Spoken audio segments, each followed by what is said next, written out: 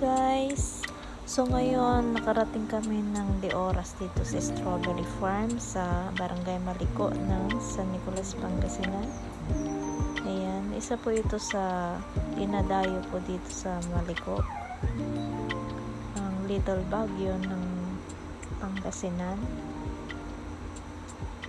Ayan, tagal-tagal na namin nagpupunta dito ng Maliko, pabalik-balik kami, pero ngayon lang namin napasyalan to. Yan guys, siguro maliliit na lang naiwan sa amin. Yan guys, ang entrance po pala dito pag pumasok ka is 20 pesos.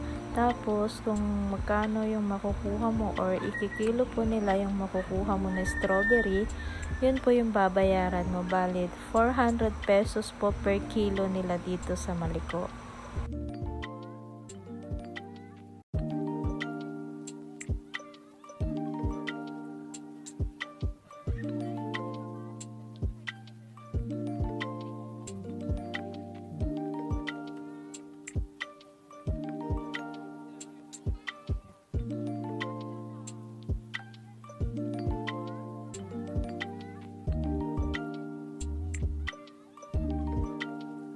Siguro mo, ayun o, parang may malaki na dito din. Ay, hindi na buya na. Ada, may mga rubin. Okay, kaso, pwede na ba to? Ha? Pwede na to? Nagdakol pero. Oh, dakol apa nih? Ano?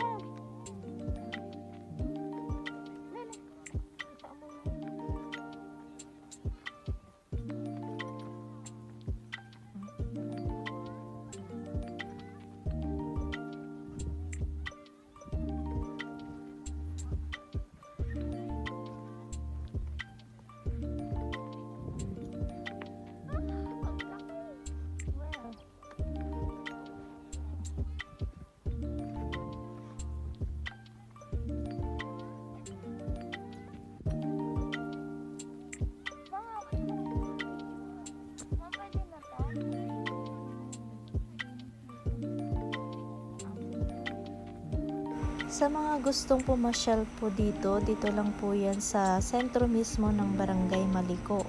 Magtanong lang po kayo dun sa information dun sa harap. Then ituturo po kayo kung paano yung daan papunta dito. Malapit lang po yan sa may sentro mismo. Yan, ito yung kabuuan ng lote ng taniman nila ng strawberry. Yan, pasyal na dito guys, malamig dito. Dito naman guys, nabutan namin sila ate na nagtatanim or nagpupunla ng lettuce.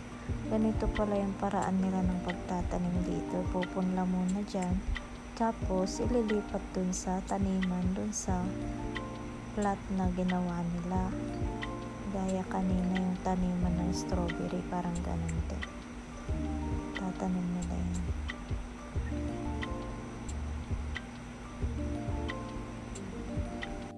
At ito na guys, andito na kami, bayaran na. Yan, bumili sa atin ng strawberry jam. Tapos kami, ito yung nakuha namin. Ayan, konti lang kinuha namin guys kasi medyo mahal. So yan, 120 pesos daw po yan na kinuha namin.